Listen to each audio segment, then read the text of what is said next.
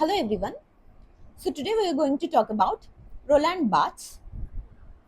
He is a very prominent structuralist, but he also played a prominent role in post-structuralism or deconstructionism. So we'll be discussing about his role of post-structuralism or deconstructionism in the playlist of deconstruction. So now we are going to talk about his ideas given in relation to structuralism only. All right. So now let's jump to his class and let's know about him a little.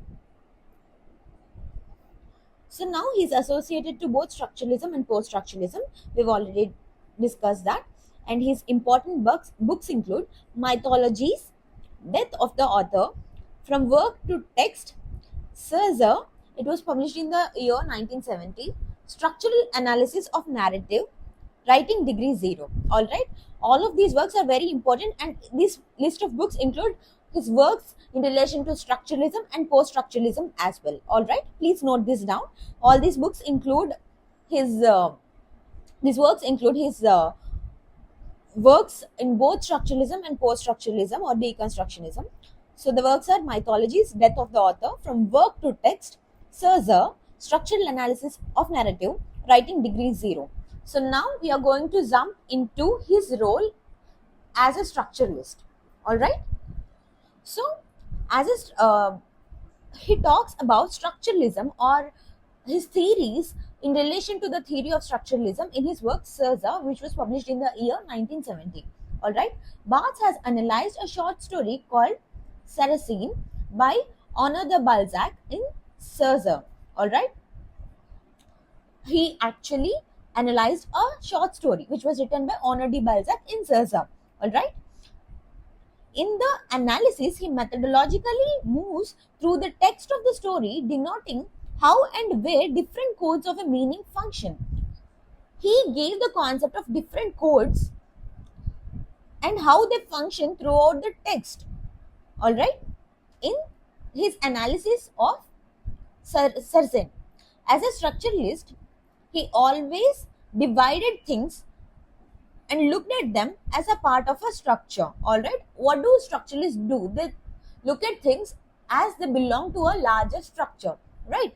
That is what uh, Roland Barthes did in his work Caesar, wherein he analyzed the work Sarsen. All right, so we've just discussed about the codes that he has given. So let's jump into the different kinds of codes that he has given in the work. All right. Barthes has given 5 specific codes that define a network that forms a space of meaning a text runs through. The first kind of code is hermeneutic code. All right. First, the hermeneutic code deals with mysteries of the text. All right. It is associated with the enigmas or puzzles of the text. Whenever there is a question or a puzzle or anything that could be an enigma in a text, all these things would be discussed through the hermeneutic code present inside the text. If you try to break this code, it may or may not give answer to the question, but it can also misdirect and keep the reader guessing the elements like who did what. All right. For example, if you read any thriller works or if you have read Sherlock Holmes series, you would guess certain person to be the villain or who could be conspiring a theory against the protagonist, but at the end you would not be reaching to the right candidate because the text uses hermeneutic code to misdirect you to the wrong person. All right, so that is called hermeneutic code. It keeps you guessing on what is yet to come. All right, you try to, but it keeps the work engaging at the same time. That is called hermeneutic code. All right, now we go to preartic code. It is the narrative drive of the text which takes the narrative further. It encompasses the actions or small sequence of the narrative which creates narrative tension. All right, and then there is semantic code. It means the connotations or symbolic meanings. It concerns meaning at the level of connotations, on a deeper level, beyond the literal denotations of the word. For example, whenever we see that the sky is blue or the sea is blue, some lines in like that, we tend to just look at the color of the sea or the color of the sky.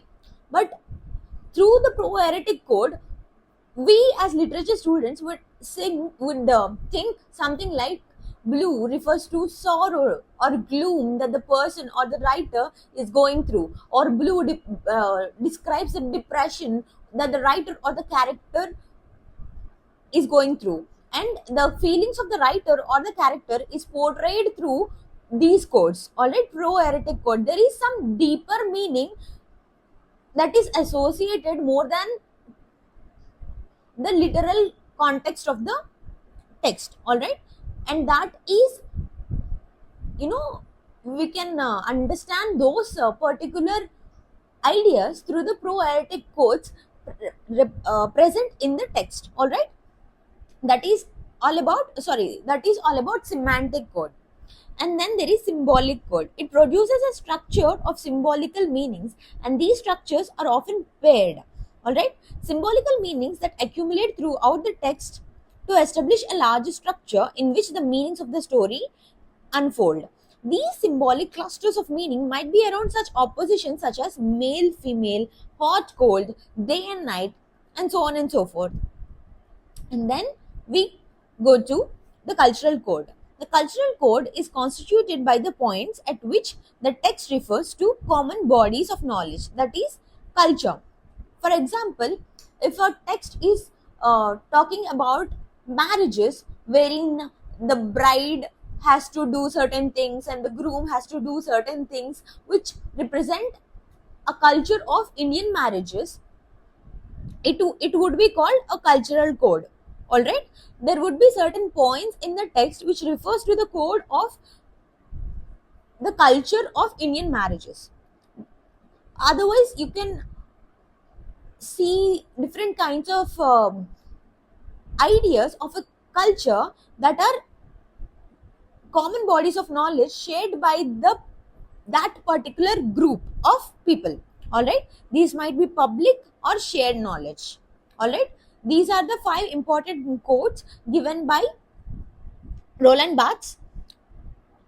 Those are hermeneutic code, pro-heretic code, semantic code, symbolic code, and cultural code. All right, that is about Roland Barthes and his role as a structuralist. And you would also see him and his important role as a deconstructionist theorist as well. All right, that is it for this lecture. I hope you understand everything. If there is any kind of confusion in related to any of the concepts that were discussed in this class, please make sure you comment down below so that I can get back to you and make them understand to you in a much easier way. All right, so yeah, please make sure you subscribe to the channel. Thank you.